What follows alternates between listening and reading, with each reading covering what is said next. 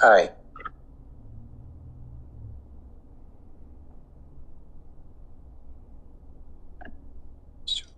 You know,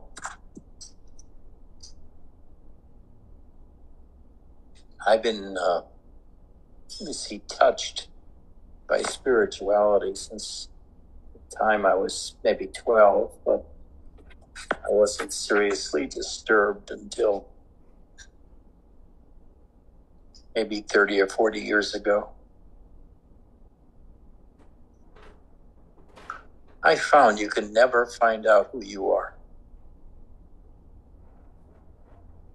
Who you are is a concept. You're really understanding a concept, not really who you are.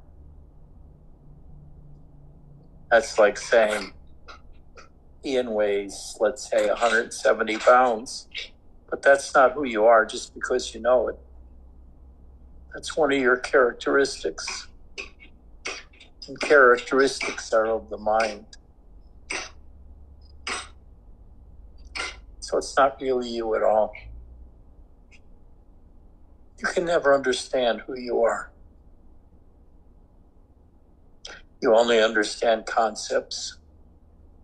You look at yourself, you look at your life, and for a while you come to the conclusion that I'm this and this. But it doesn't last. Your understanding will change. And then you'll begin looking for something else that you are to put in words, but you can't put who you are in words. You can only be who you are. So if you just give up trying to find out what you are, because that never works and never comes to a conclusion that holds.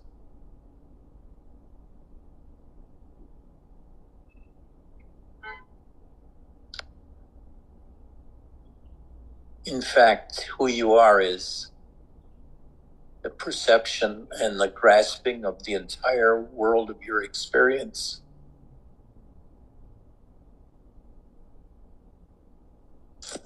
My real identity is Ian. It may be Mark. Some days I'll include Chris. What I really am is a bullshit concept. It's asking you to objectify yourself and give yourself a label. But the person that has truly examined themselves for many, many years pays no attention to that question anymore. It's asked by somebody who's never really practiced self-investigation. So when they ask you, who are you? You've been doing this a lot longer than me. You must know. It'll be wise to do like many gurus do. Hit them over the head with a stick. Tell them to go fuck themselves or leave you alone. Turn your back on them and walk away.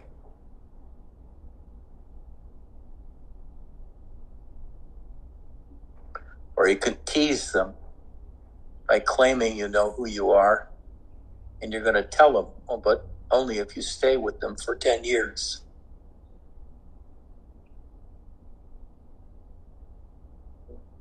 Who you are is not knowable. What is knowable is concepts. And you're not a concept.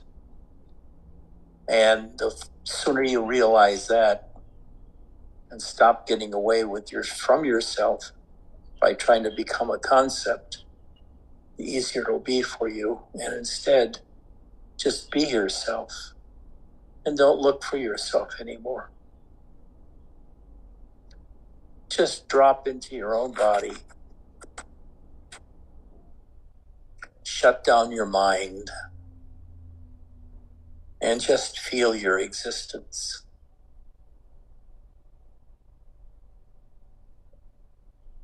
The strange thing is, when you do this, nothing comes to mind at all. Your mind is not satisfied. It won't be satisfied.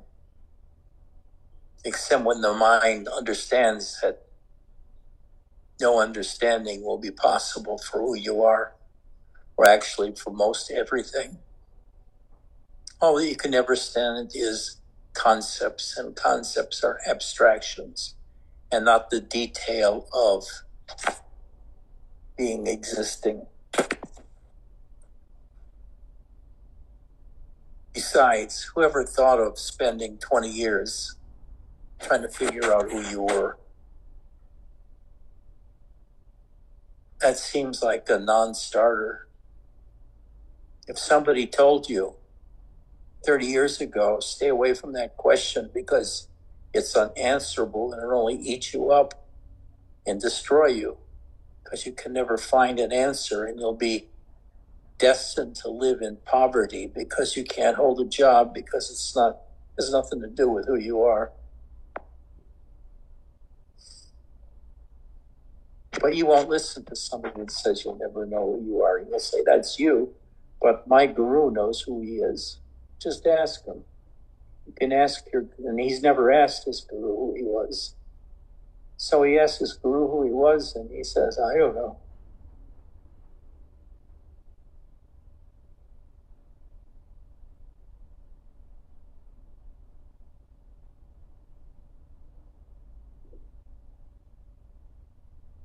You're alive and conscious.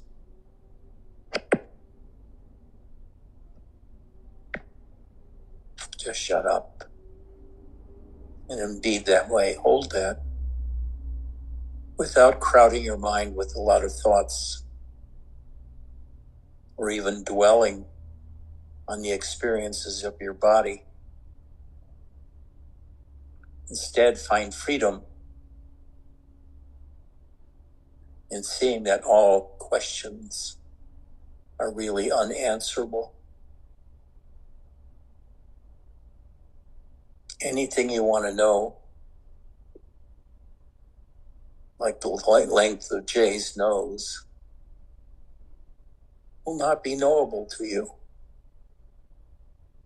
Because you can always argue about a millimeter or two, depending on how you define the nose. And we could even write papers about it and spend several satsangs about it. And we'll have wasted a lot of time. So instead, waste your time by sitting and doing nothing. And someday, you'll begin to feel your own internal power and realize that you're not really a human being. That's just another descriptive term.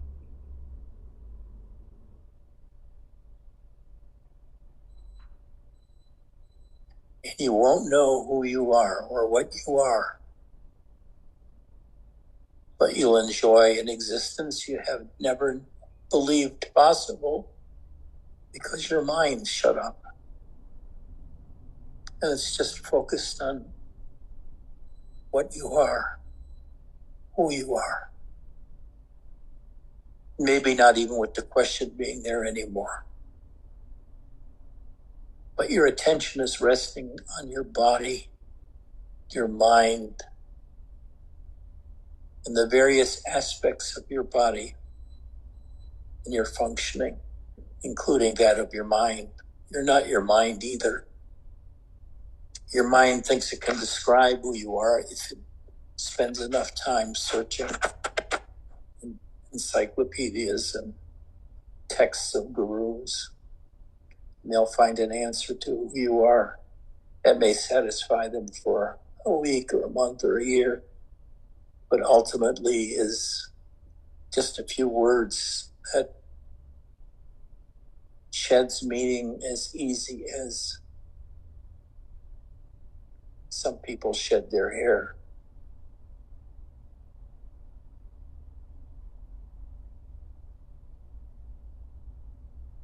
Meaning won't sustain you. Existence will sustain you.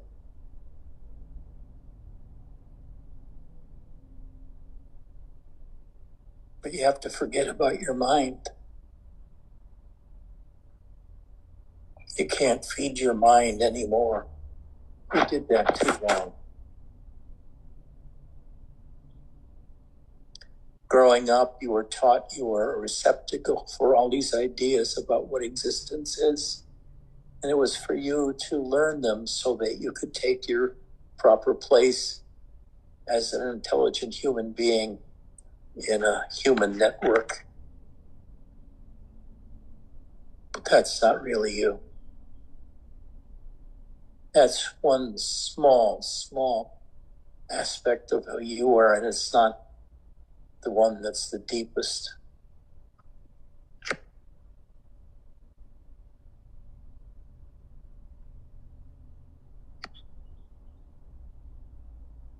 You're hearing me because you already are.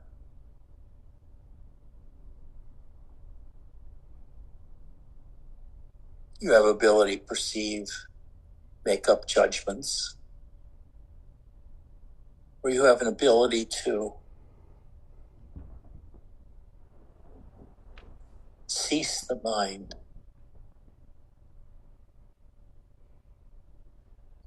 and spend all of your attention on your own experience of yourself in the moment. And you'll find, actually, that it's a marvelous state to not care about what you are in words, and instead to be able to feel yourself and say to people, I don't know what I am, but I enjoy at least talking about it, even though I don't pursue this anymore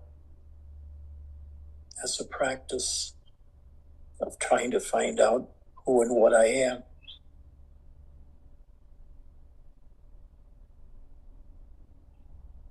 In my essence, and I can state this from several points of view, I'm a perceiver. I'm a knower. But much more than that, I can't put in words. Words are clumsy things that don't have the precision necessary to be nailed down as part of your life.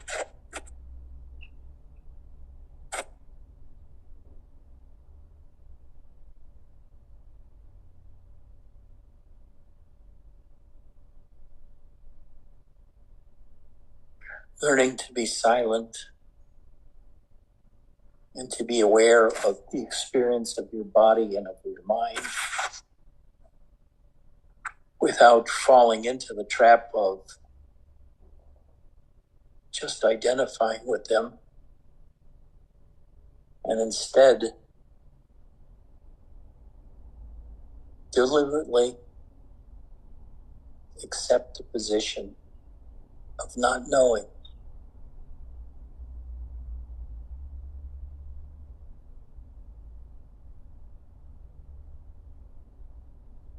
In a sense, you're clever Alfred E. Newman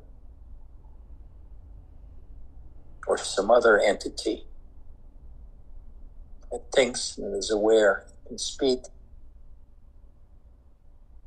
but really you don't know who the fuck you are. As a matter of fact, you're really mystified by that question, because it's been, as long as you've looked for yourself, you haven't been able to find you. You've been to spiritual teachers, you've read them, You read Krishnamurti, all of the others. So you may have dozens of ideas. If someone asks you, who are you? Or what are you? Or where are you? You may rely on these philosophers and teachers to get your answer to the question. But a smart person doesn't do this. They know they could never nail themselves down. And it's fruitless trying to. You're just wasting your life. Instead,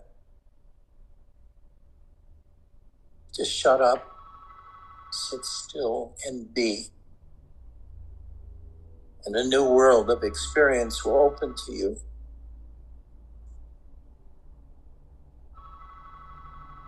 That of thoughtless awareness. And you can explore that awareness almost like with your body, because it's lost its intellectual part. And who am I has just become a constant gazing or feeling of yourself. It's no longer a quest. It's no longer an idea. It's your life's experience of always being self-aware.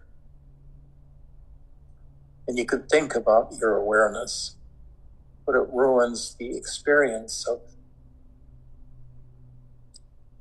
being thoughtlessly aware. And at first, the experience of being thoughtlessly aware seems so trivial that you immediately dismiss it as the end of your search. And instead, you'll be looking for answers to the questions is, who am I? What am I? What is my existence about? What is my purpose? What is the purpose of the human race? What is the human race? How should the human race act towards other sentient beings, and so forth? And we can go on like that forever and ever and ever. But if you get deeply aware of yourself, you're really deeply aware of everybody, because we're all alike, basically.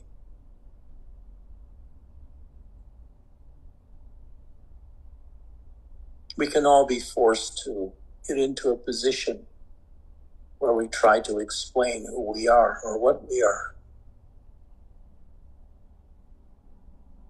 But I tell you, the superior position is, don't even try. Just listen to others and laugh at what they have to say. Because they're wrong. They've got words. And words are not explaining who you are. They explain what your body is doing. They explain what your attention is doing and all of that, but they don't explain who you are that's doing all of this. And no matter how deeply you drop into the vastness of your silent self,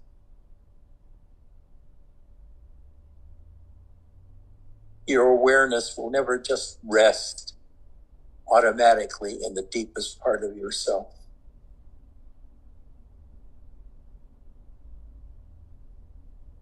The deepest part of yourself must be sought with your attention. Not your mind, but your attention.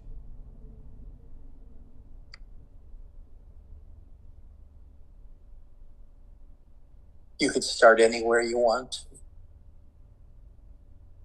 could start by sitting in the corner of the room in silence at night, and just resting in silence, trying to, with inquiry, look and feel who you are. This looking with inquiry is nowhere near what you should be doing to rest as who you are. But it's a beginning.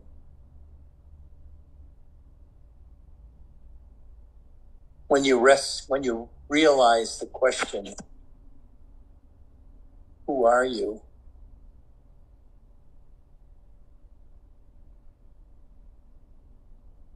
It's a trap. It's a trap of the intellect that thinks by having knowledge about yourself, you know yourself better. But the real knowing of yourself means ending the mind, at least for the moment you're looking, feeling about yourself, and stop thinking about it. And instead, just be yourself.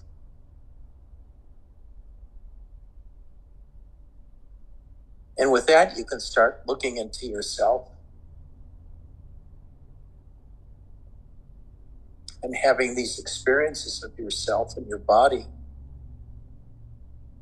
and your mind. And after a while, you become very familiar with your mind, with your body internally.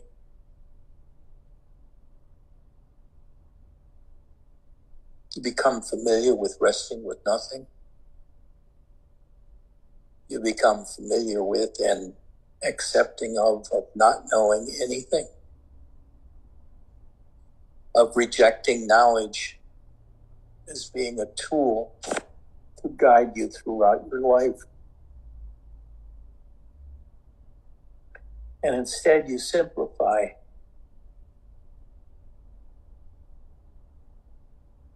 You just rest in yourself. You just take that rule, rest in yourself, trying to figure out what that means to you. And you sort of search for yourself in the vastness of all that you can perceive, the world around you, your body, your mind.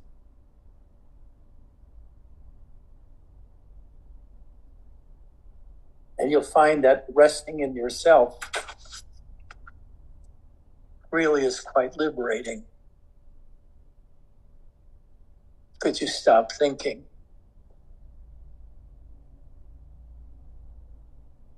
And thinkers always suffer, especially somebody who's a student like Vesselina, because she's in a system where they think that if you can articulate anything, you've moved a vast distance from ignorance. But instead, you just joined a group of ignorant people that can self-identify in some way or another.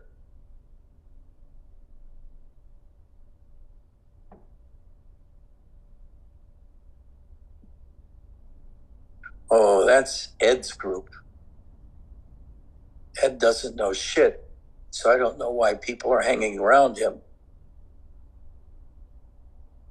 They're trying to learn how to be stupid, or at least to appreciate themselves without any judgment.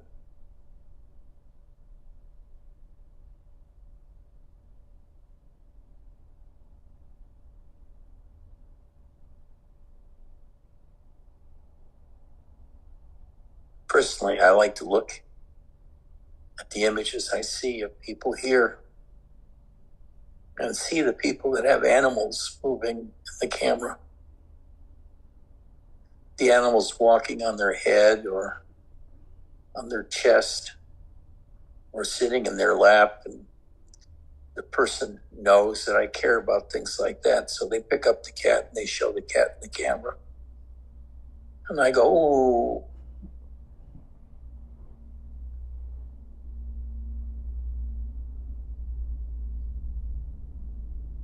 That's something about having a puppy or a dog or a cat. And when you get out of yourself as being a human, you know that life is identical to you. The life in that animal is the same as the life in you.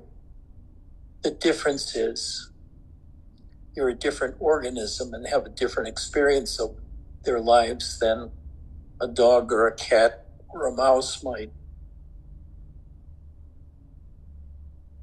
But getting to know that experience of being a human, being alive, and having a body and a mind, doing nothing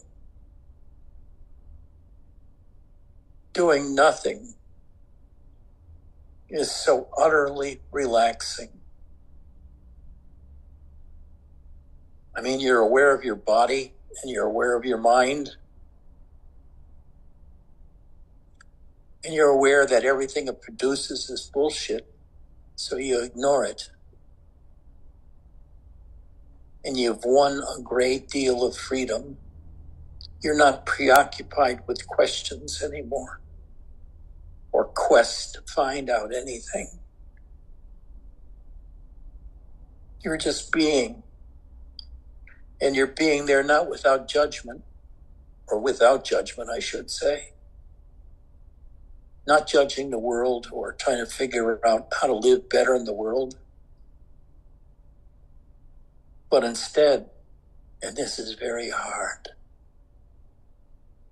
letting going of any understanding, realizing that any concepts you hold or ideas or identifications you hold are purely artificial.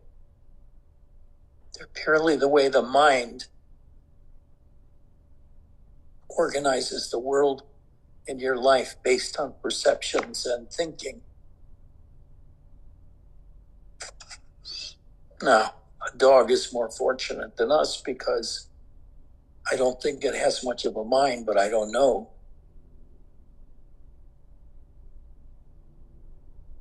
But I think it's much more interested in grooming itself, scratching itself, licking itself, or another dog or me, than it is thinking about who it is or what it is. And when you give up questioning these kinds of things that are really, really stupid when it comes to think of it, trying to figure out in your mind who and what you are, and you read books on who and what you are, and what humanity is becoming, what humanity is doing, and which country or which race has the best understanding. When you give all of that up, you become a good-for-nothing dumb fuck. And a dumb fuck that's happy.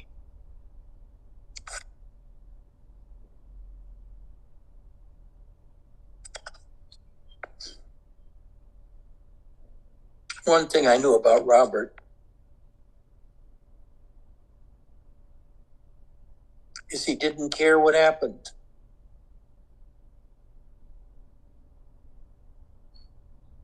To him, it was all a dream.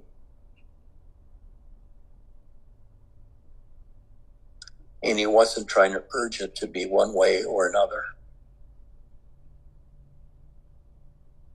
He went through the day as a simple man.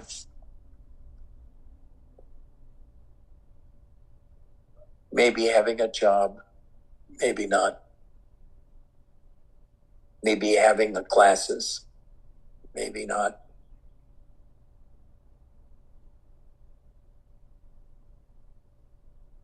And he just existed, enjoying himself and his life, no matter how hard or twisted his life was. Because he took the mind out of it.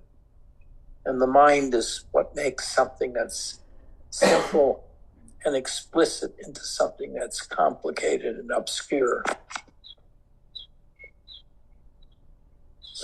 Mind is a very limited tool with which to understand ourselves or the universe. To understand ourselves, we really need to shut up. Just sit around or lie around. Don't think much, and instead experience ourselves as nudniks. Somebody who doesn't think much, doesn't know much, is not impressed by others that think or know.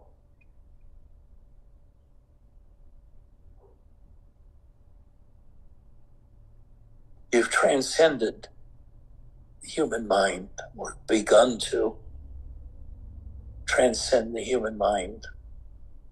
Because the human mind is all about ideas and comparing and judging. When you stop doing that, your real life, deeper than the mind's life, begins to become more powerful and positive in your life. And you begin to spend a lot of time doing nothing and getting to be quite happy doing it.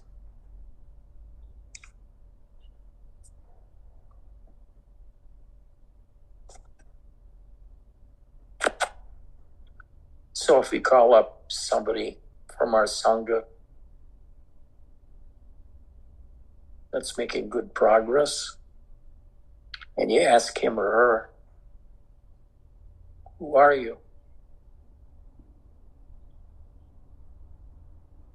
The last thing you hear before they hang up is them laughing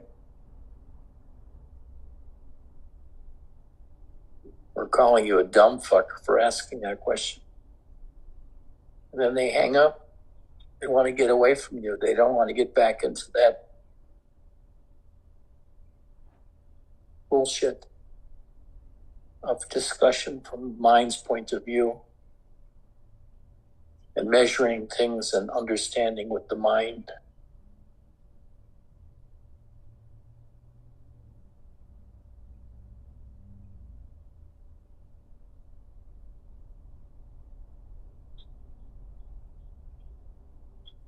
The mind wants to read and write books. Who we are wants to do nothing unless forced to. Who we are likes to take a vacation from all of that.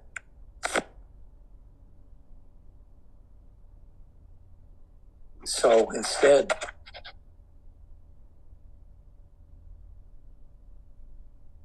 we learn to live in a way that minimizes our involvement with the world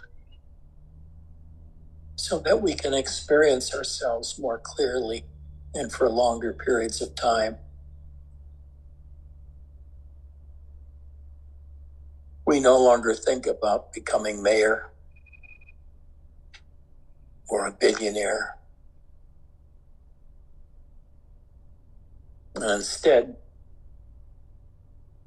we gradually learn to live our mind identifying as nothing with nothing. And explore that nothing, not with our mind, but with our beingness. Our beingness, our body, our mind, our humanhood begins to relax because it's no longer seeking anything except maybe how to know it's yourself more deeply, because there's a kind of depth and solidity that you begin to know when you drop the mind and instead engage yourself in experiencing your own beingness.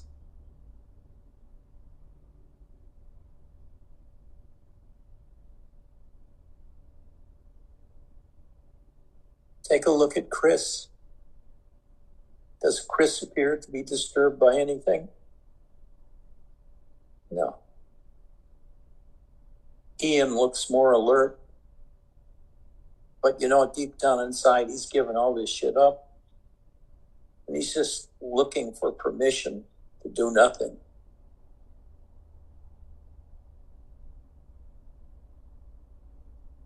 Mark is sort of caught still. He thinks the world may have something to offer. But he knows being a guru isn't it anymore. He couldn't care less about that because he's still able to do something real. But that will pass.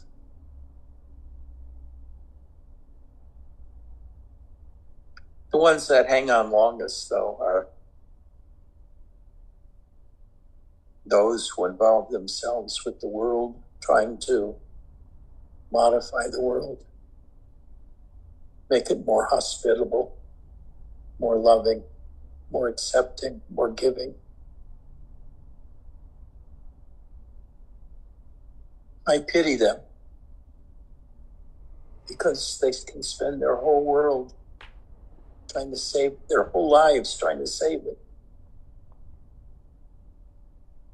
And they're caught in the same way as everybody else, even though it's a more noble worldview that they have.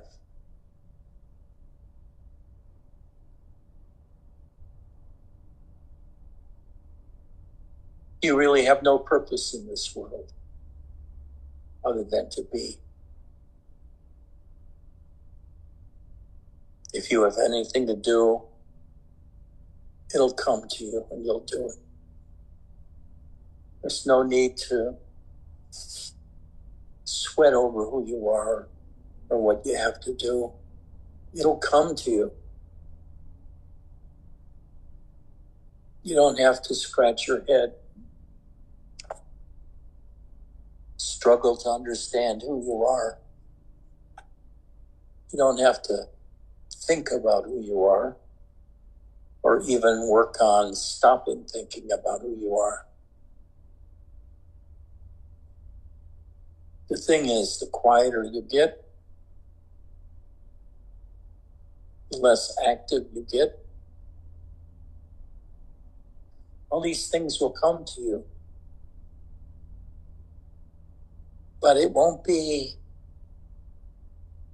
like a huge opening to a new reality.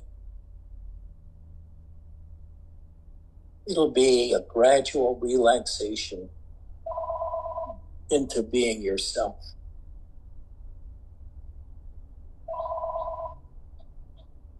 Instead of looking for yourself, you'll just spend time being yourself. And you'll become a stranger in this world because nobody else is doing that. Only you and a few others. So you'll sort of feel out of place in the world because you're not going anywhere.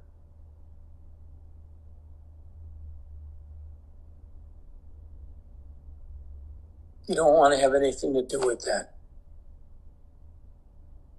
Fixing the world, making the world better, making it worse, owning it, policing it.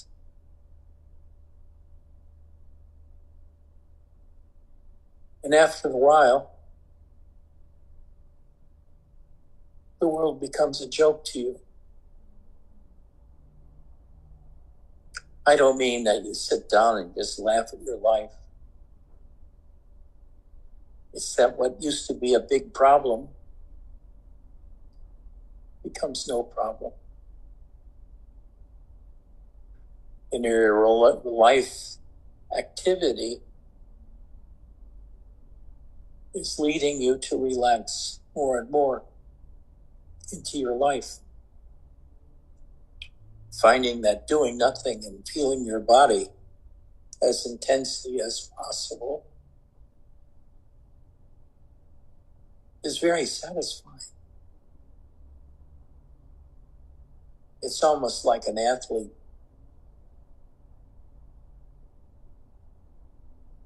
who runs a very intense 1K race and fully taxes his body and his mind getting it done. And after he's run, he just finishes at the finish line and walks around a little, regaining his breath or her breath. And really feeling great about the effort, about getting the body moving, feeling the heart pumping, feeling the sweat, feeling your legs and your arms getting tired. And increasingly you become happy.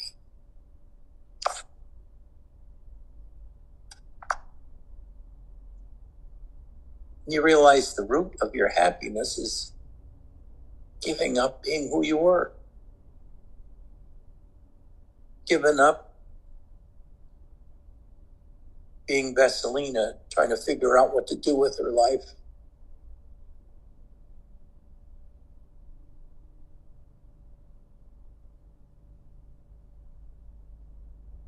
You become more like Chris and Bernadette, who are doing nothing. Might even have do-nothing parties at your house where people come over and do nothing. They don't even have conversations with each other. They just look around and smile at each other, like a lot of people do when they meet their guru. They feel at peace and they just smile. Being in the presence of their guru takes away all of the desire to expand, contract, grow, or understand anything. The guru takes that away from you, and you spend a long time just learning to let go of everything.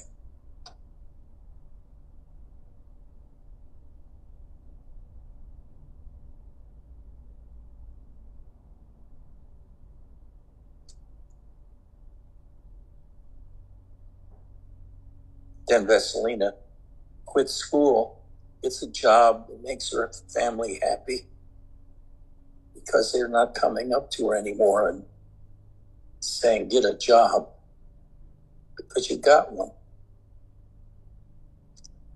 Maybe you got a job in a dime store working on the cash register. You make $4 an hour, but it doesn't matter because you're happy. And you walk around sort of quiet and in yourself, not making a lot of noise. And for some reason that attracts a lot of people that make a lot of noise.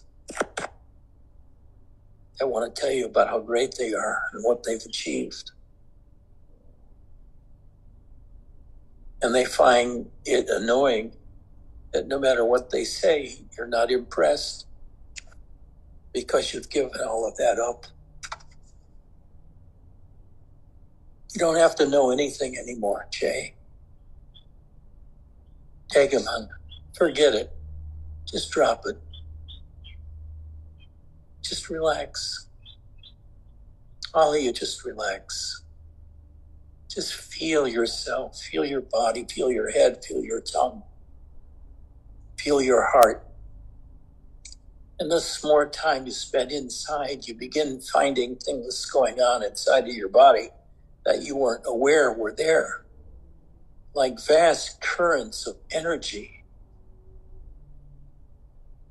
and aliveness, and these currents are going everywhere. And the more you pay attention to them, for a while they get more active, and after a while they settle down and become less active. But they're far more interesting than spending any time in class or in front of a television set trying to learn something. Because you're learning about a different part of you than you really paid much attention to before, which is yourself in silence and what goes on inside of you in silence. Stuff that very few people are aware of because they're driven by their mind and by their conditioning to do things, and they feel dis-ease if they're not able to do it, or the world doesn't go that way, or their life doesn't go that way.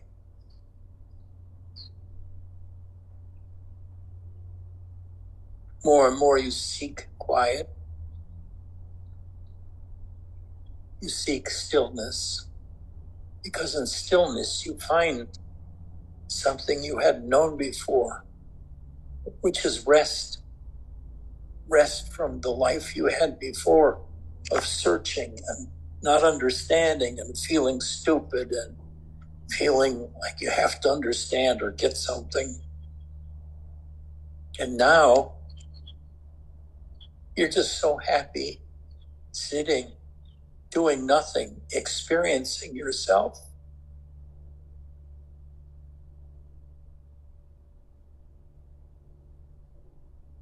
You may even start reading spiritual books to see how these gurus have described their own experience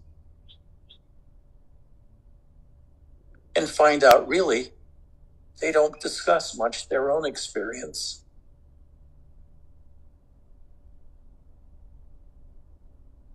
Robert never spent much time discussing his own experience.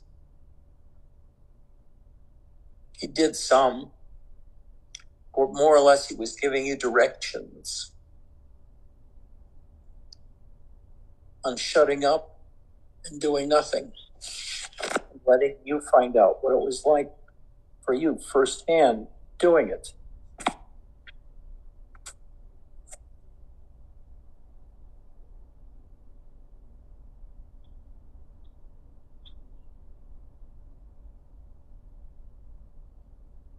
Matter of fact, you wonder while he's talking, or the other teachers, what is their life really like? And they hardly ever talk about it. They just talk about it like they know. It's for you to get to the place where they are by listening intently, paying attention to their wisdom, when in fact they don't have any wisdom at all anymore, because they've lost all that. They're becoming poverty people, having nothing, but enjoying it more and more. The surprising thing comes that people that do nothing, after a while, really get a lot done without spending much or doing much. And they find out that they can rest more and more without being tossed out on the street or robbed or being pursued by the government for something or other. Robert used to urge us, don't get too involved into anything. If some power in your life really needs something, they'll come and get you. No need to go seeking for something to do. The people that have power over your life will come and get you to give them what they want. So in the meantime, give up the idea of getting anywhere by becoming a teacher or a physicist or a chiropractor. And just rest in yourself. really feeling happy, being able to tell other people, just fucking relax. Give it all up. Stop trying to understand yourself, because there's nothing to understand. The mind will never understand who you are, because the mind is such a little part of who you are. You're much, much, much, much bigger and diverse than the mind.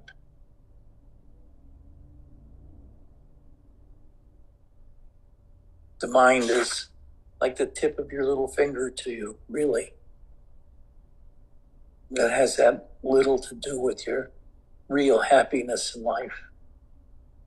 As a matter of fact, the mind is usually a great burden because it thinks of things to do, the way things should be or shouldn't be, or spend a lot of time following teachers and movements that try to tell others how they should be.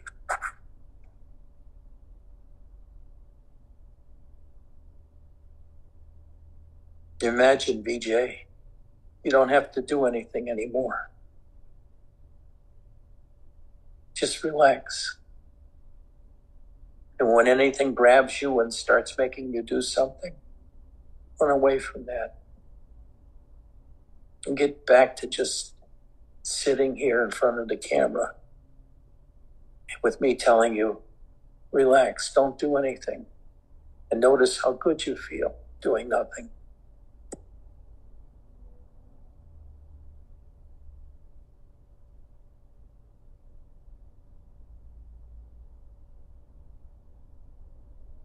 I can think of the worst curse for Veselina, which is knowing that you're going to have a test every week for the rest of your life. And each test will become more and more meaningful. And the more you lose or fail the tests, the more valuable they become, and the whole world pursues you to answer test questions. Wouldn't that be a delightful life for you?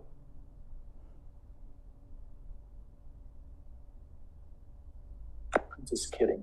You probably asked for my gun to kill yourself. Yeah, I would.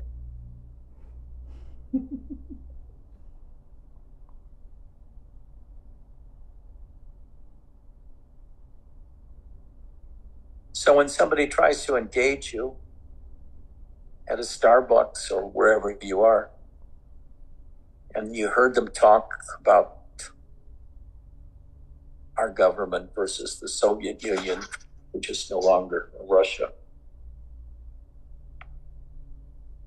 and what these two countries are doing. And they want to engage you because they like how you feel, and they want to pull you into their conversation.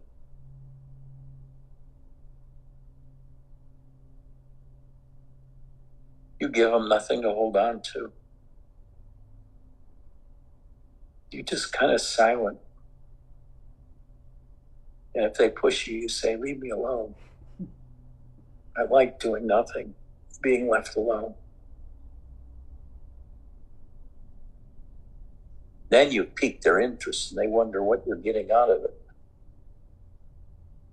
They pester you even more. So you have to get up and leave.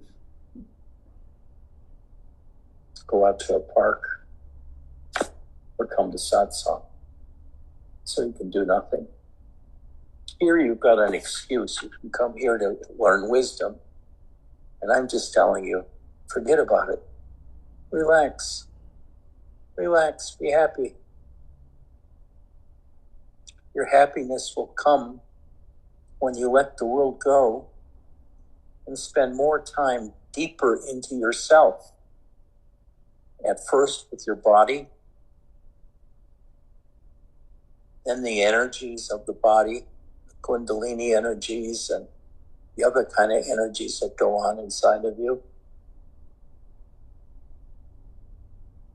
You're spending more time laying in bed in the morning, just being yourself and finding how exquisitely happy that makes you. And then for years you've wondered why none of that work you've done trying to understand the world has made you feel any better. And you only feel better when you let go of all of that and become nothing. You become nothing, going nowhere, wanting nothing. Because you find out that the wanting is really a bad thing. Because it attaches you to the world. And when you're attached to the world, you're always busy at the world's beck and call.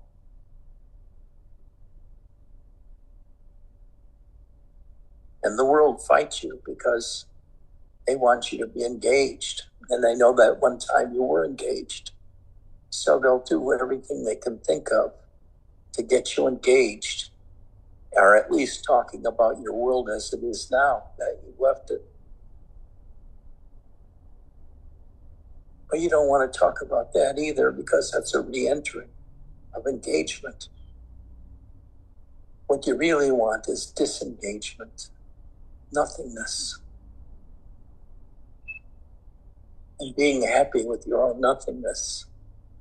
The lack of need to do anything, be anything.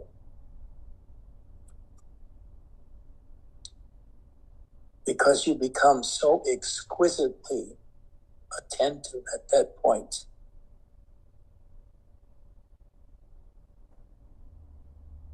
You feel your body totally. You know your body. You know what silence is like. You know the gift of silence and not knowing. The search for knowledge is a terrible, terrible thing to be lost in for a long period of time. As Chris can tell you, because he's an intellectual. He fucked up his life being an intellectual.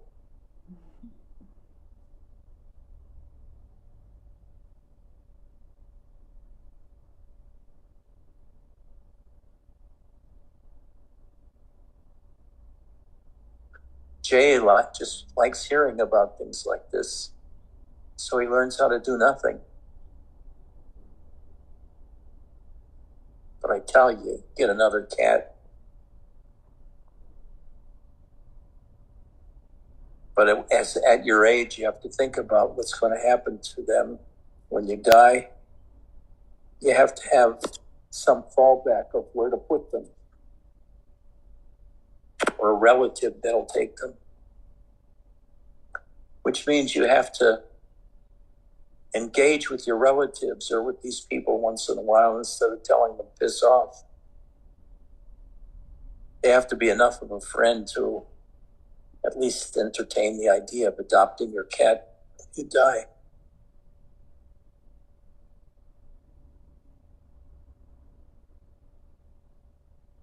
But there is a kind of ecstasy that comes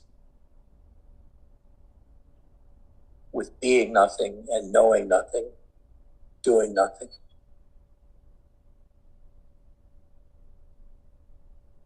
You know it's far better for you to do nothing than to do something that's not consistent with doing nothing.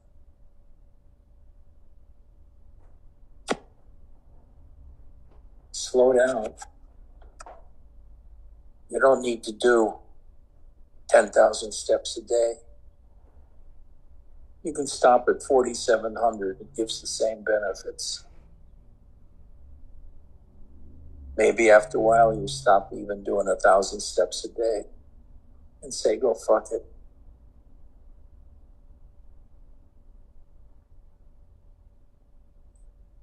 And you'll become like me, doing nothing, being nothing, engaging no one, forgetting to come to satsang.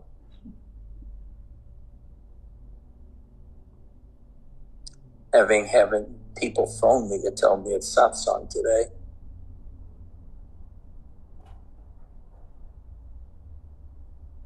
And I'm happy.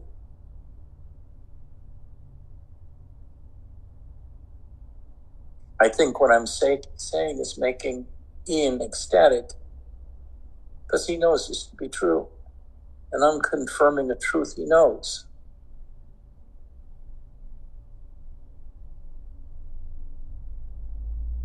Eddie likes to hear this too, and he believes it.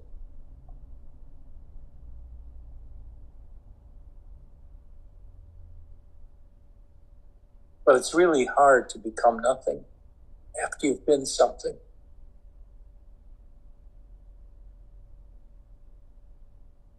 To become nobody after, for a long time, you've been so central to so many people in your life.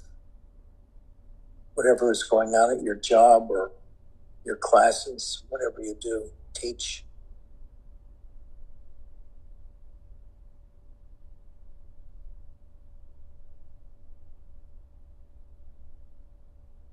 But your lights are always off. Your phone doesn't ring anymore. You've been forgotten, and you really feel good about that. You really feel good that you're not engaged in the world and engaged with people that are engaged in the world anymore. Because you've seen what a mistake it is to be involved in the world.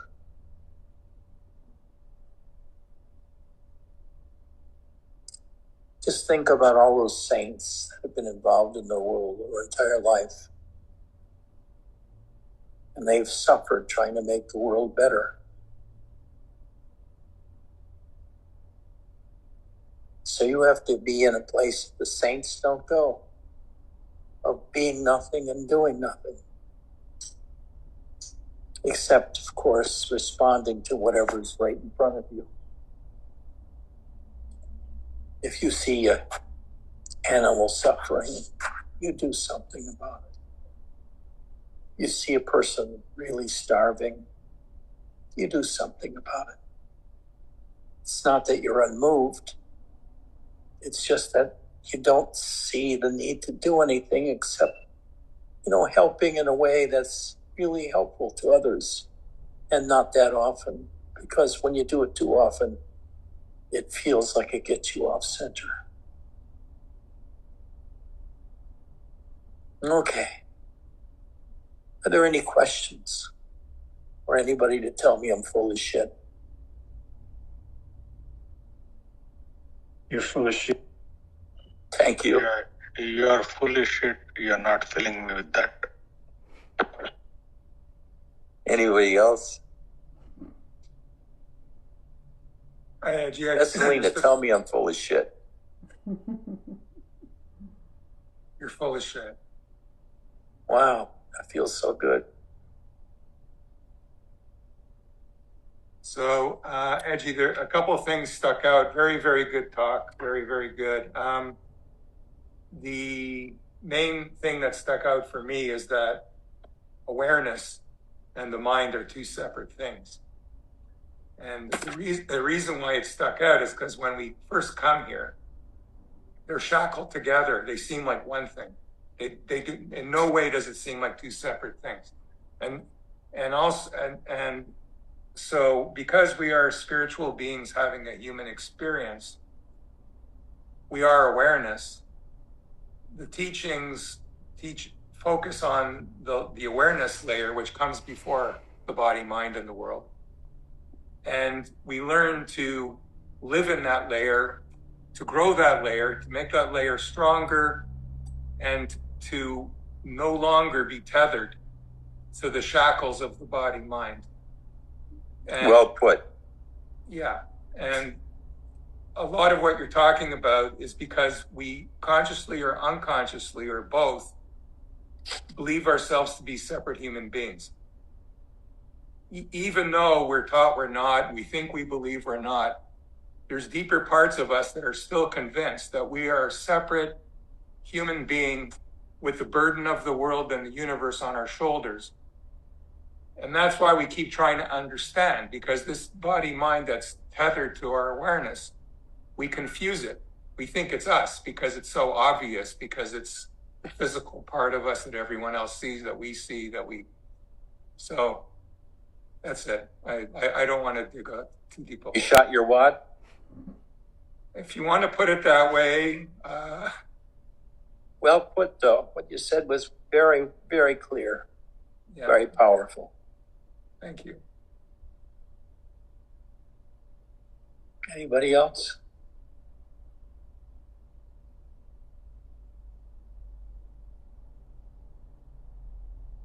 Bernadette, could you slap Chris to see if he has anything to say?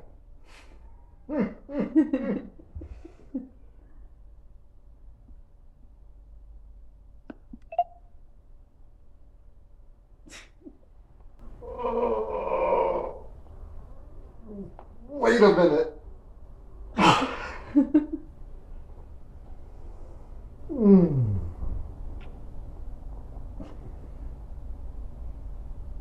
Oh man, that was what you said was, I felt so relaxed and just let it flow over me, and Mark, your summary was beautiful.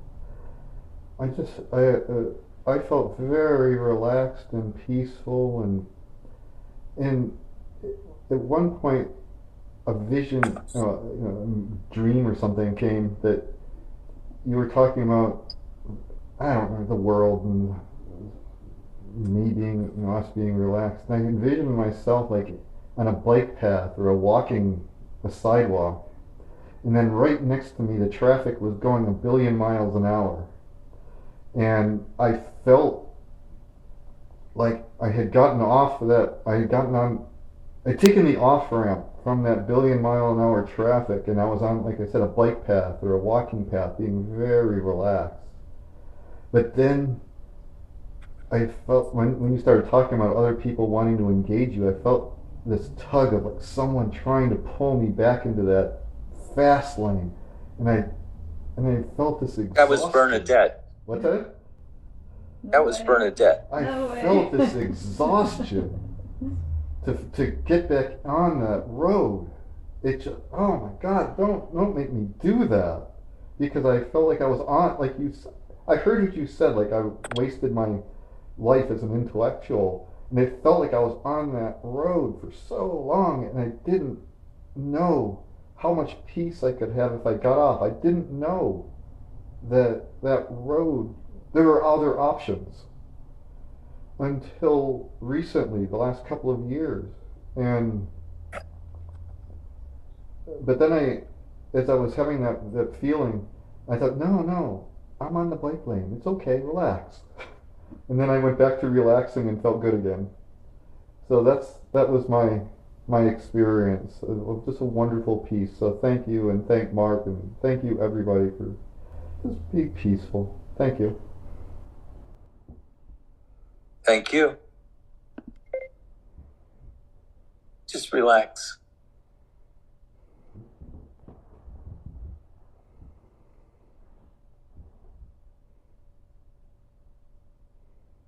Selena, can I get you to forget about school? Just take 2 more tests and get it over with so you're out of there.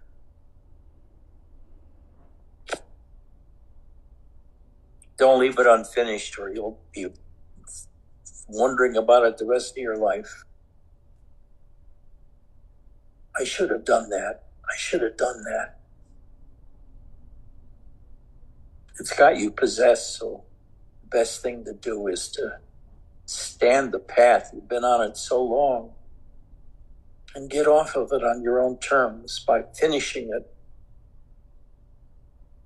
And don't leave it unfinished,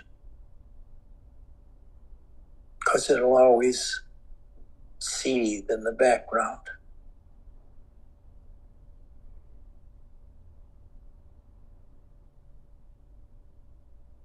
Just find somebody lazier than you and make them your closest friend. I have Michael.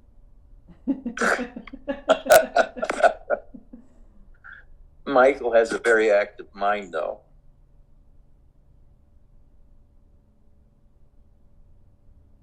But that's funny.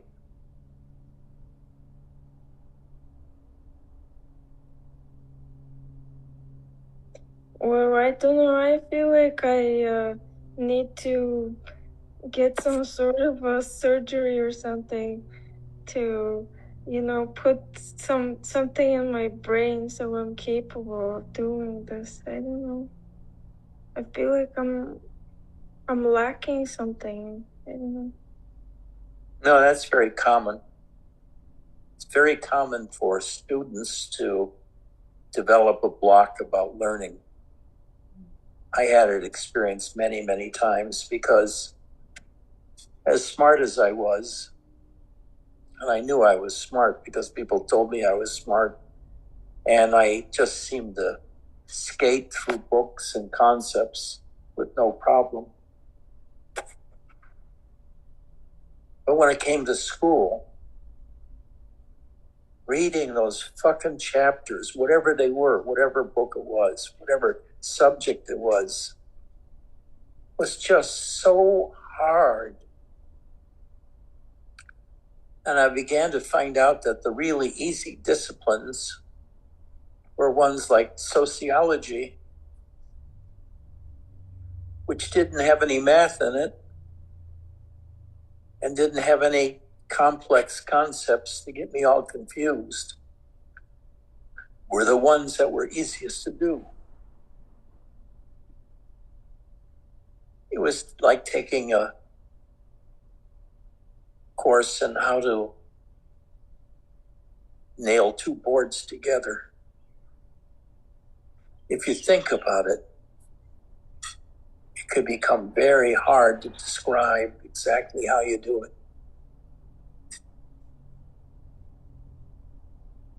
But you could do it with no problem if you just did it and stopped thinking about it.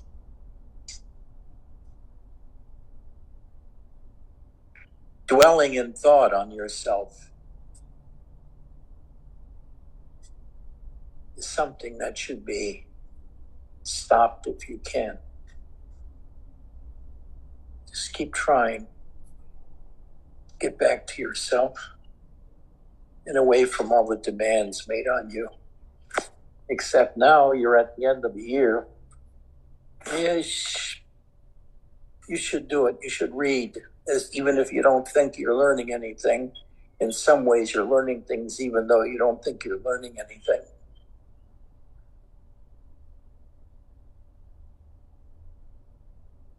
And better than that even is talking to fellow students who are friends of yours about what you find hard to understand or what you think about the class, so that it becomes something you can discuss mutually, just to get it over with and done with. Maybe enroll Michael so that you can talk about that as during your daily life. You can both think about how to escape from school.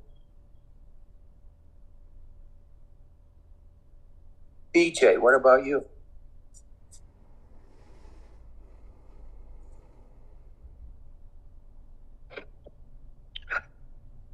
Oh, well, being restless and don't know what to do. So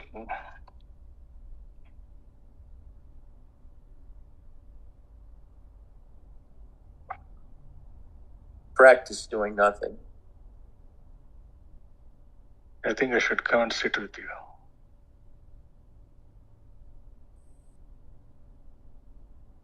I hope I'll get a chance to do that. Yeah, I hope so too. Yeah, come on over. All of you, come on over. We'll do nothing together.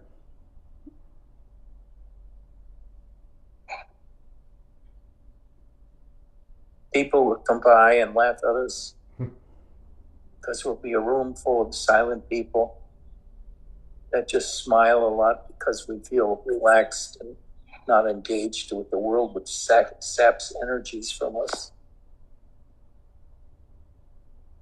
Even Jeff will be quiet there, not moving.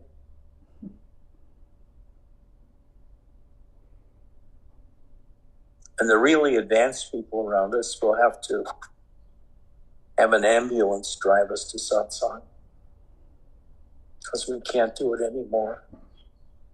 We've given up driving.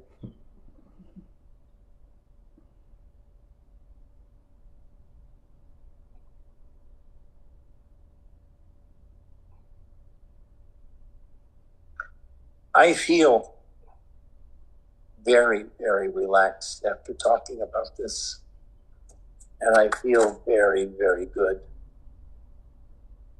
And I'll feel very much better even an hour or two from now when I've stopped talking and thinking about satsang. I'll just be back to doing nothing. Doing nothing. Think about me in the nothing, please. What? Think about me in the nothing. Okay. I see you in a cloud of nothingness, and it's sweeping over your city, taking your mind with it.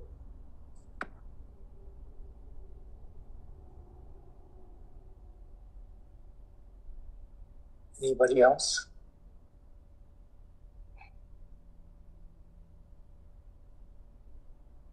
Okay. Just relax and let me drift away into nothingness. You come with me in your own way, in your own time. And we'll just do nothing.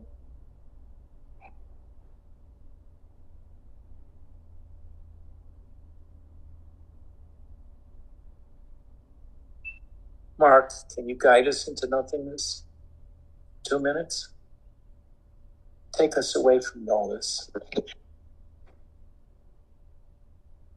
Give you a practice. After what you just did, I don't think I can do anything further. I think you are the master of nothingness and of nobodiness.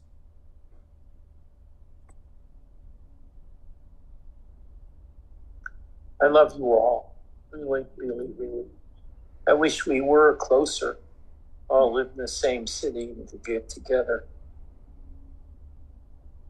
Bring sandwiches to satsang so I don't have to prepare something myself.